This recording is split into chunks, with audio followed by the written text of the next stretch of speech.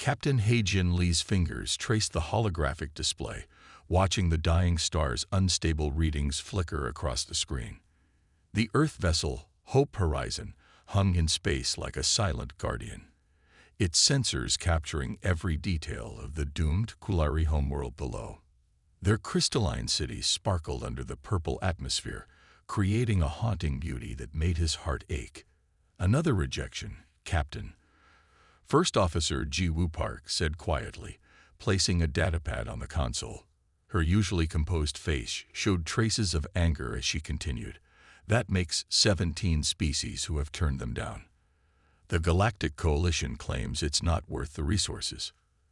He-Jin picked up the datapad, scanning through the diplomatic messages. Each one contained the same cold logic.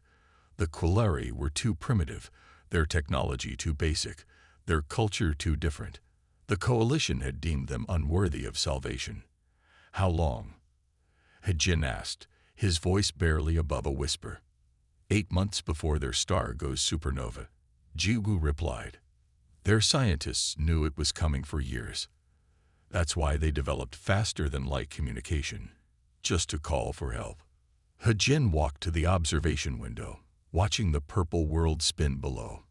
The Kulari had achieved spaceflight only 30 years ago, and their first action upon reaching the stars was to discover their sun was dying. Instead of falling into despair, they had worked tirelessly to reach out to other civilizations. The ship's sensors picked up movement in the cities below. The Kulari were gathering in their central plazas, as they did every evening, to sing their songs to the stars.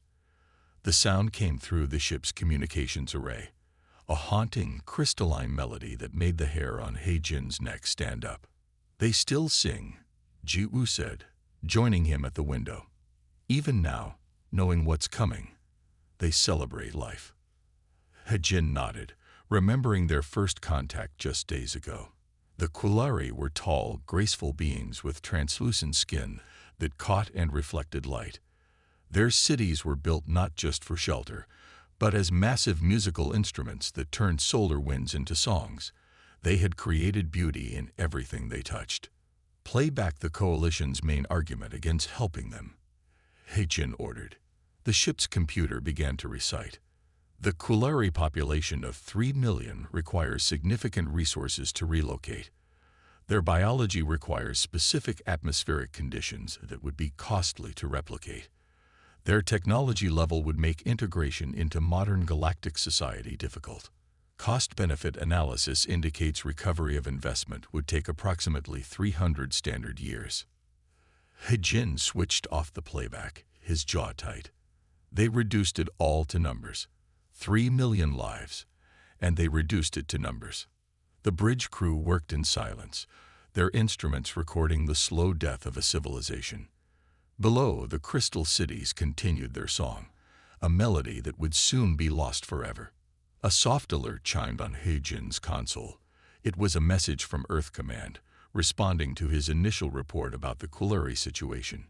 He opened it, preparing himself for orders to move on, to continue their exploration mission, to leave these people to their fate. Instead, the message contained 3 words that changed everything. "How can we help?" He-Jin felt a smile spread across his face as he turned to his crew. "Contact the Kulari Council. Tell them humanity has heard their song, and we're not going anywhere." Ji-Woo's eyes widened. Earth Command approved intervention. "They did more than that," He-Jin said, already bringing up evacuation plans on his display. "They're sending the refugee fleet, every transport we can spare." He paused, looking at the crystalline cities below. "We're going to save them all." The bridge erupted in activity. Crew members began scanning the planet's surface, mapping population centers, calculating resource needs. He-Jin watched them work, pride swelling in his chest. Other species saw the Kulari as primitive because they spent their resources on art and music instead of weapons and power. But humans saw something different. They saw the beauty of a species that chose to create rather than destroy. The Kulari's evening song reached its crescendo, the crystal cities resonating with pure, clear notes that seemed to touch something deep in the human soul. He-Jin made a silent promise that this would not be their final performance. "Send word to Earth," he ordered. "Tell them we'll need environmental engineers to replicate their atmosphere, cultural experts to help with the transition, and musicians, lots of musicians. The Quilleri communicate as much through song as through words." As the message was sent, He-Jin noticed something changing in the Quilleri song. The melody, which had been tinged with sadness for so long, began to shift.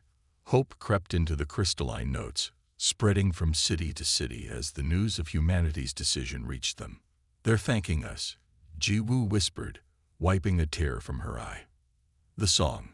They're thanking us." He-Jin nodded, unable to speak past the lump in his throat. The Galactic Coalition had abandoned these people because they weren't advanced enough, because saving them wasn't profitable enough. But as he listened to their song of gratitude echo through space, He-Jin knew humanity had made the right choice.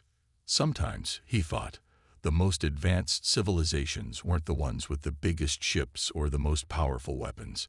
Sometimes, they were the ones who still knew how to sing, how to create beauty, and how to hope even in the darkest times. The Hope Horizon continued its orbit around the purple world, its human crew already making plans to save a civilization that the galaxy had deemed unworthy. Below them, the crystal cities sang their songs to the stars, no longer a farewell, but a prelude to a new beginning. In his captain's log that night, He-Jin wrote, "Today, humanity reminded the galaxy that the value of a civilization cannot be measured in technology or resources. It must be measured in the beauty they bring to the universe. The Quilleri have brought beauty, and we will not let that beauty die." Commander Sun Mi-Kang stood in the crystalline chamber, her heart heavy as she faced the Quilleri High Council. The alien elders' skin caught the light from their dying sun, sending rainbow patterns across the walls. 5 other elders sat in a semicircle, their long fingers intertwined in their traditional pose of greeting. "We accept our fate," the lead elder, Mayra, said again. Her voice carried musical undertones, like wind chimes in a gentle breeze. "We are grateful that you came to witness our final days." Sun Mi gripped her recording device tighter, struggling to maintain her professional composure. Behind her, Science Officer Taewon Kim typed furiously on his tablet, his fingers flying over evacuation calculations, even as the Coalition's warning scrolled across his screen. "Your fate is not sealed," Sun Mi said firmly. "Earth has resources. We have ships. We can help." The elders exchanged looks, their translucent skin pulsing with soft colors, their species' way of showing emotion. Mayra's skin turned a gentle blue, a color Sun Mi had learned meant sadness mixed with gratitude. "The Coalition has forbidden any intervention," Mayra said softly. "We would not wish to bring trouble to your people. You are young in the galactic community. To defy the Coalition. We've been known to defy expectations." Taewon spoke up, not looking up from his calculations. "It's something of a human specialty." The chamber's crystal walls hummed in response to their voices, creating subtle harmonies that seemed to emphasize each word. Sun Mi had never experienced anything like it. Architecture that turned every conversation into music. "Your cities," she said, looking around. "They're not just buildings, are they? They're instruments." Mayra's skin shifted to a warm purple of pride. "Our ancestors built them to capture the voice of our world. Each crystal is tuned to resonate with the others. When the solar winds blow, the entire city sings. And you would leave this all behind?" Sun Mi asked. "If we offered evacuation." The elder's skin rippled with colors of distress. "To abandon our song cities, it would be like abandoning part of our soul. But we have accepted this loss." Taewon finally looked up from his tablet. "What if you didn't have to abandon them completely?" All eyes turned to him as he stepped forward. "We could take samples of the crystal structures, record their harmonic frequencies, build new cities that sing in the same way." The elder's skin began to pulse with bright colors of excitement before they controlled themselves, returning to more subdued tones. Mayra spoke carefully. The coalition said our technology level was too primitive to be worth saving. The coalition, Sun Mai said with barely contained anger, measures worth in weapons and power. They don't understand the value of art, of music, of turning an entire city into an instrument to play the songs of the stars. She walked to the chamber's window, looking out at the glittering spires that stretched toward their dying sun. Humanity is young, yes, but we recognize beauty when we see it. We understand the importance of preserving it. Taiwan held up his tablet, showing the preliminary evacuation plans he'd been working on. We've identified 3 potential worlds in Earth-controlled space with similar atmospheric conditions. With some terraforming, we could recreate your environment. The crystal formations might take time to grow, but you would do this. Mayra interrupted, her skin glowing with hope for the first time. Despite the Coalition's warnings, Sunmi smiled. The Coalition doesn't get to decide who deserves to survive. 3 million lives, a culture that turns cities into music. That's worth saving. That's worth any risk. The elders began to hum, a sound that made the crystal walls sing in response. The chamber filled with a melody that brought tears to Sunmi's eyes. Not a song of farewell, but one of hope. We must consult with our people, Mayra said when the song ended. If we accept your help, we accept the responsibility of whatever consequences fall upon humanity. We understand the responsibility, Sunmi replied, and we accept it freely. As they left the chamber, Taiwan already sending their report back to the Hope Horizon. Sunmi paused to look back at the singing city. The sun's light caught in the crystal spires, creating a symphony of light and sound that she couldn't bear to see lost. We're really going to do this? Taiwan asked quietly. Defy the Coalition, relocate an entire species. Sunmi nodded, watching the colors dance across the crystal walls. Sometimes the most valuable things in the universe aren't the ones you can measure in technology levels or resource calculations. Sometimes they're in the songs a species teaches their cities to sing. Above them, the dying sun cast its light across the crystal spires, and the city sang its eternal song to the stars. But now, for the first time in years, it was a song of hope rather than farewell. Humanity had heard their music, and they would not let it fade into silence.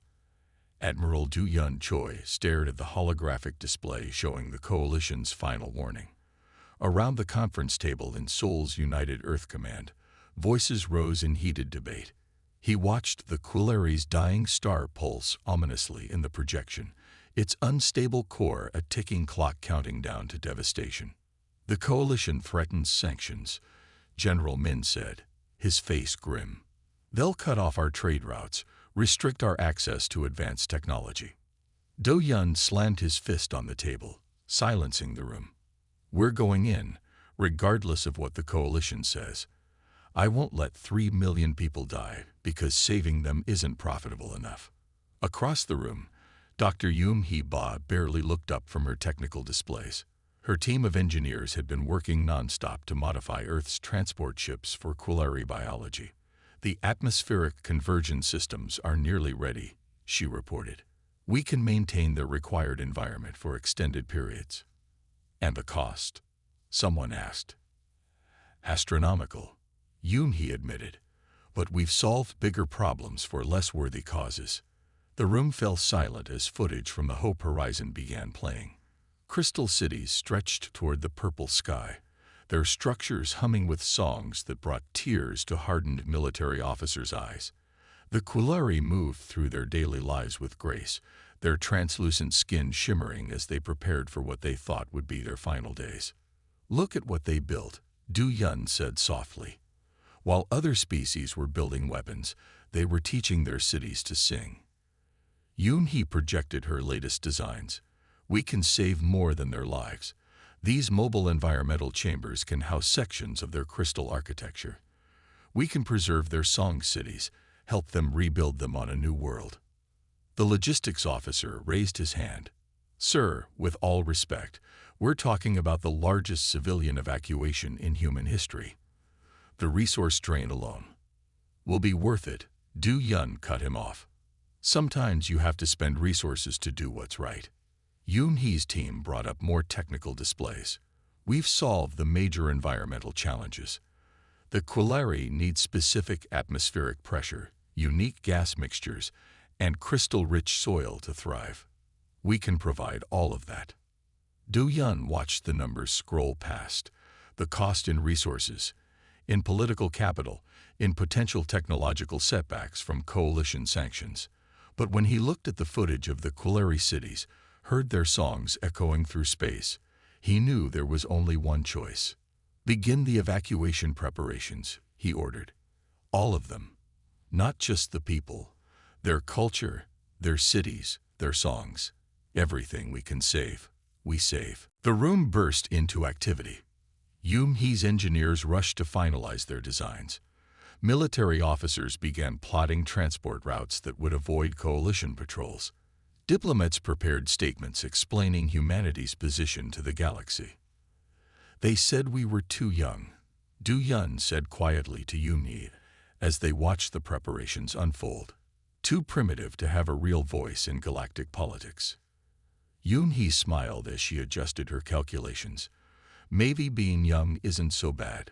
We still remember what it means to help someone simply because they need help. Through the command center's windows, they could see ships being modified in the orbital shipyards. Massive environmental systems were being installed, crystal-growing chambers prepared, all to save a species that the galaxy had deemed unworthy.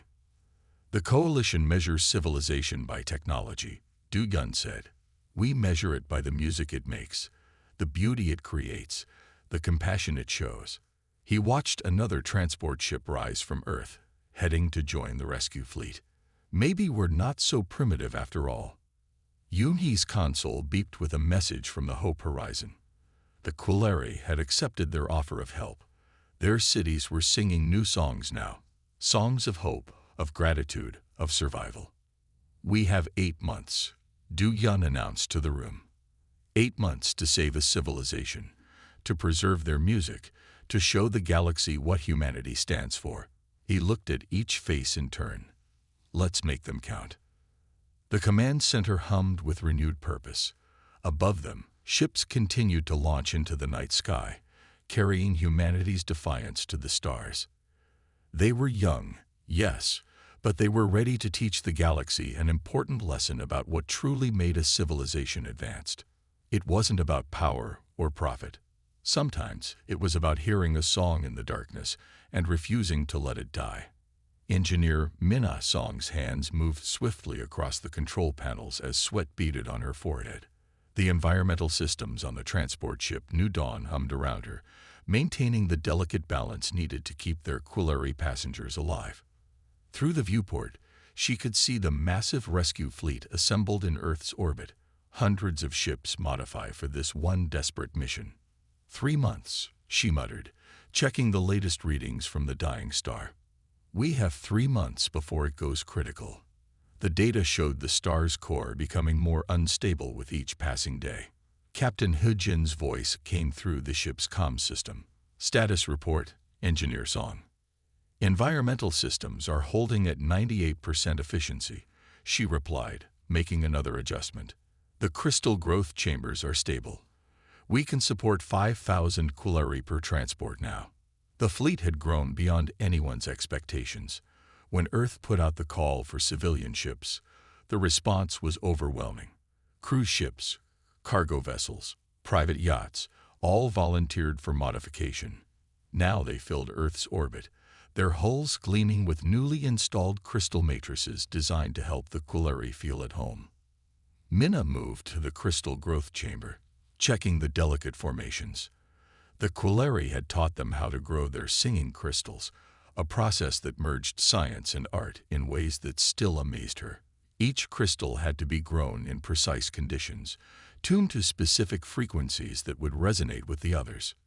Warning: atmospheric pressure variance detected, the computer announced. Minna rushed back to her station, fingers flying over the controls. The Quilari needed exact conditions.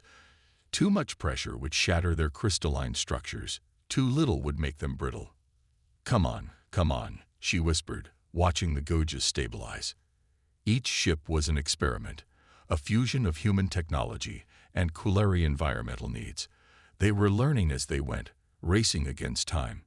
Through the hull, she could hear the faint resonance of the crystal matrices, a soft, constant song that helped the Kulari maintain their connection to their culture, even in these artificial environments. It had taken weeks to get the harmonics right, but the result was worth it. Captain Hejin appeared at her door.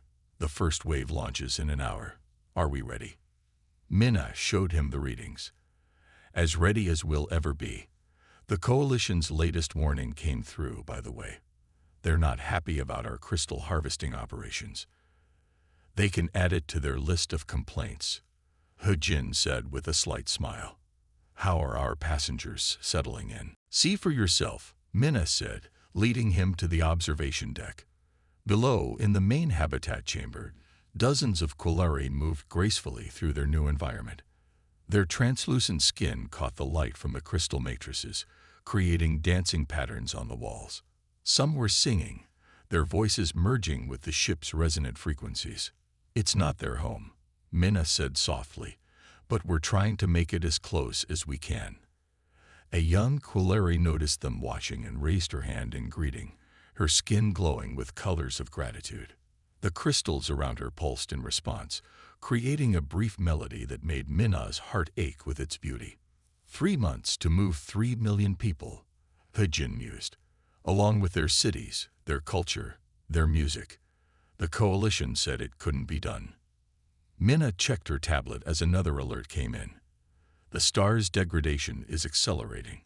We might have less time than we thought. Then we work faster, Hejin said simply. Humanity made a promise. We're keeping it. The ship's comm system crackled to life with messages from the fleet. Hundreds of captains reporting ready status, engineers confirming environmental systems, navigation officers plotting courses to the new Kulari homeworld. It was organized chaos, but it was working. Minna returned to her station, making final adjustments. The crystal matrices sang their constant song, a reminder of why they were doing this. Above them, Earth's sun shone steadily, so different from the dying star they would soon face. Fleet command to all ships. Hejin's voice rang through the comm. Begin launch sequence. Operation Sanctuary is go. As the engines powered up, Minna watched the Kulari gather in the habitat chamber.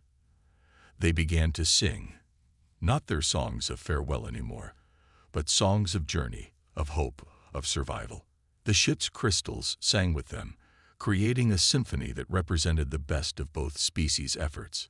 The fleet rose from Earth's orbit in waves, hundreds of ships carrying the future of a civilization that refused to die. They had 3 months to accomplish the impossible, to prove that the Coalition's cold calculations were wrong. Sometimes, Minna thought as she watched the Earth fall away below them, the most advanced technology wasn't about weapons or power. Sometimes it was about finding a way to keep a song alive among the stars. Lieutenant Jinho Ryu wiped the sweat from his forehead as he guided another group of Kulari toward the waiting transport ships. Above them, their dying sun cast an angry red glow across the crystalline landscape, its corona flaring with increasing violence. This way, he called, his voice amplified by his environmental suit. Stay in your family groups. The Kulari moved with grace despite their fear, their translucent skin flickering with colors of anxiety and hope. In orbit, pilot Hai Jin Kwan's fingers danced across her control panel, coordinating the movement of hundreds of rescue ships. Transport 247, adjust course 3 degrees port. Transport 112, maintain holding pattern until Sector 4 clears. The space above the Kulari homeworld was filled with vessels of every size. Massive colony ships, converted cargo haulers, sleek passenger liners, all modified to sustain Kulari life. It was like conducting an orchestra, Hai Jin thought, where one wrong move could spell disaster. Solar flare warning, her computer announced. Radiation spike in 30 seconds. All ground teams, take shelter. Hai Jin broadcast. Incoming flare. Jin-Ho quickly ushered his group into a nearby crystal building. The structures, designed to sing with solar winds, now hummed ominously with the stars' death throes. Through the transparent walls, they watched the sky turn brilliant white as the flare washed over them. "Time is running out," one of the Kuleri elders said, her skin pulsing with worried colors. "The star grows more unstable each day." "We'll make it," Jin-Ho assured her, checking his radiation readings. Humanity made a promise. When the flare passed, they resumed their careful procession to the ships. Each Kuleri carried a small crystal from their city, a piece of their singing world to take with them. The larger crystal structures were being carefully harvested by other teams, preserved to rebuild their musical cities on a new world. Transport 331 ready for boarding. Hai-Jin's voice came through Jin-Ho's comm. "Watch your approach vector. We've got debris from that last flare." Jin-Ho guided his group up the loading ramp, making sure each family was properly settled in the specially designed chambers. The ship's crystal matrices hummed in harmony with the pieces the Kuleri carried, creating a familiar resonance that helped calm their fears. Another solar flare warning flashed. "Ground teams, we have multiple flares forming," Hai-Jin called out. "Evacuation window closing in this sector." Jin-Ho looked back at the crystal city behind him. Its spires still sang, but the melody was different now. Urgent, warning, like a final cry to its people to flee. In the distance, other cities glittered under the angry red sun, waiting for their turn to be evacuated. "How many more?" he asked over the comm. 800,000 still on the surface," Hai-Jin replied, her voice tight with concentration as she managed the orbital traffic. 70% of the crystal heritage sites secured. 23 days until projected solar collapse. A young Kuleri child stumbled near Jin-Ho, dropping her crystal shard. He quickly picked it up, feeling its faint vibration. "Here," he said, returning it. "Keep singing. Keep hoping." The child's skin glowed with gratitude as she clutched the crystal. Around them, the loading bay filled with the gentle harmonies of countless crystal shards, each carrying a piece of their world's song. Transport 331 loaded, Jin-Ho reported, beginning atmospheric ascent. From her position in orbit, Hai-Jin watched the transport rise through the increasingly turbulent atmosphere. The sun's corona writhed behind it, shooting out tendrils of plasma that her ships had to constantly dodge. "Remember when the coalition said this evacuation was impossible?" she said, making minute adjustments to keep her fleet in safe positions. "They didn't count on human stubbornness," Jin-Ho replied, securing himself for ascent, or Kuleri songs. As they rose above the atmosphere, both humans could see the full scope of their mission. Hundreds of ships moving in intricate patterns, each carrying precious cargo, not just Kuleri lives, but their culture, their music, their very essence. The dying sun flared again, as if angry at their defiance. But for every burst of radiation, for every plasma storm, humanity's fleet danced around it, protecting their passengers, preserving a civilization that refused to be silenced. "Next transport incoming," Hai-Jin announced, already plotting its course through the chaos. "Keep them moving. Keep them singing. We're not losing anyone today." Below them, the crystal cities continued their song, a melody that would soon exist only in memory and in the shards carried to the stars. But thanks to human determination and Kuleri resilience, it would not be lost forever. The Great Migration continued, a symphony of hope played out against the backdrop of a dying star, conducted by those who believed that every civilization's song deserved to be heard. Director Yun Ji-Cho stood at the observation deck of New Busan Colony's main biodome, watching the scene below with quiet satisfaction. Kuleri children, their translucent skin glowing with joy, played among the newly grown crystal formations, while human children taught them Earth games adapted for their unique biology. "The integration is proceeding better than we hoped," Cultural Advisor Sung-Ho Nam said, joining her at the window. He held up a tablet showing the latest community statistics. The crystal gardens are growing at optimal rates, and the first city song harmonics test was successful yesterday.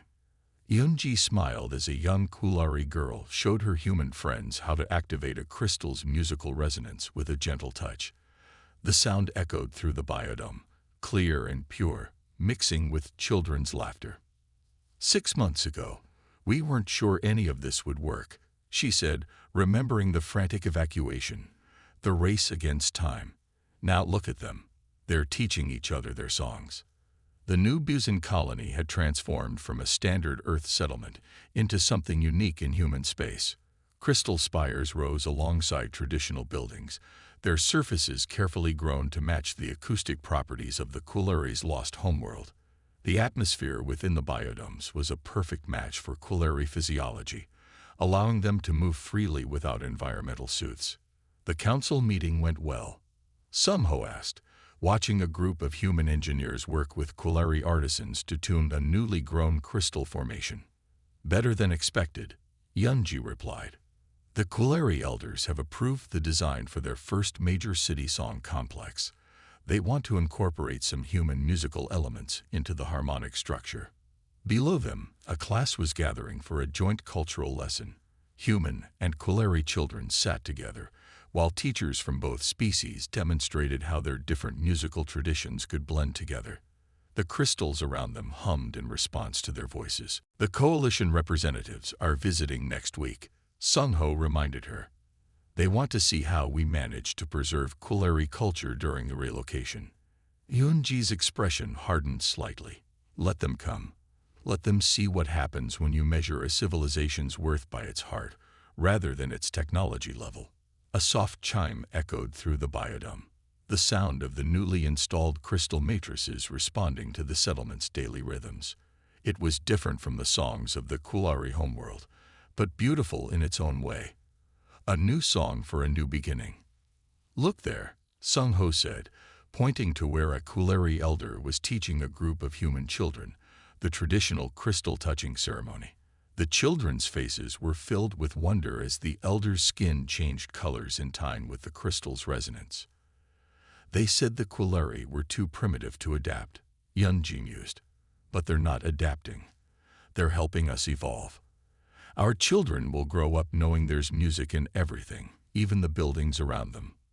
The biodome's crystal gardens pulsed with soft light as the afternoon sun hit them at just the right angle. The sound they produced was a perfect hybrid, part earth harmony, part Kulari song city resonance. It was something entirely new in the galaxy. The new crystal growing techniques are spreading to other Earth colonies, Sungho reported, scrolling through his updates. Everyone wants their own singing cities now. The Kulari architects can't keep up with the requests for consultations. Yunji laughed. So much for being technologically primitive. Turns out there's more than one way to advance a civilization. A small commotion drew their attention. A Kulari child had fallen, scraping her arm. Before any adults could react, her human playmates were already helping her up, one of them carefully activating a nearby crystal to produce the soothing tones that Kulari children found comforting. They learned so quickly, Sungho said softly. Both species. No prejudice, no preconceptions. Just curiosity and kindness. The colony's main crystal spire began its evening song, a new composition created jointly by human and Kulari musicians. The children below stopped their games to listen, human and Kulari alike swaying to the melody. Send a message to the coalition representatives, Yunji said, her eyes on the scene below. Tell them to bring their best musicians when they visit. They're about to learn what real advancement looks like. As the sun set behind the biodome's curved walls, the crystal gardens came alive with bioluminescence, another innovation born from the collaboration between species. The children's voices joined the evening song, human and Kulari together, creating something that had never been heard before in the galaxy. It was more than survival, more than preservation. It was evolution, growth, the birth of something new. The coalition had been wrong about the Kulari, wrong about humanity, wrong about what made a civilization worth saving. Sometimes the most advanced technology wasn't about power or weapons or faster-than-light travel. Sometimes it was about finding new ways to make the universe sing. Curator Su Min Yang carefully adjusted the crystal display in the main hall of the Kulari Human Cultural Center. The artifact, a piece of the original Song Cities, caught the light and began to hum its ancient melody. 5 years had passed since the Great Evacuation, and the crystal still sang of its lost home.